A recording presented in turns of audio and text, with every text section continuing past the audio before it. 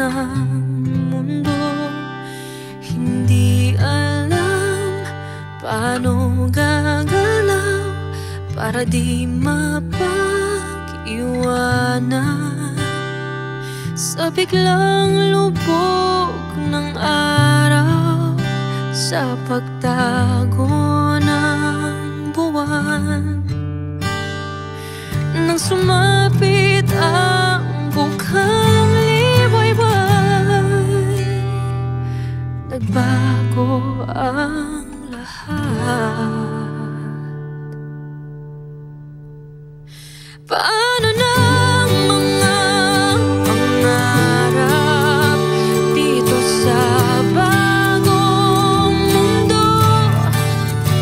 Kaya pa bang tumayo, bumangon sa pagbago ng panahon? Di mahanap ang mga sagot sa anino ng kahapon.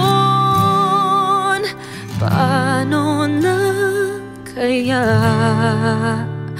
ngayon?